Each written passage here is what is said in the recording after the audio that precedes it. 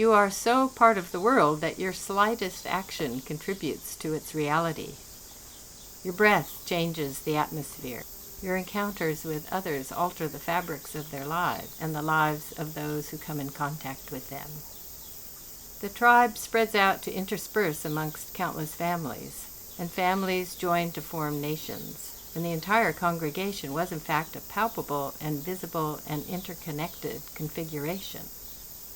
Everyone impinged upon everyone else. Everyone drew, in his or her separateness, upon the separateness of everyone else.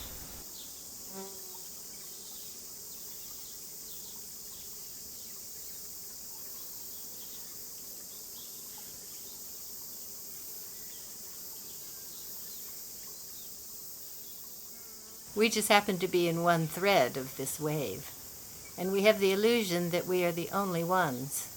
In this other thread, they think they are the only universe. The reality is, nobody's function has collapsed.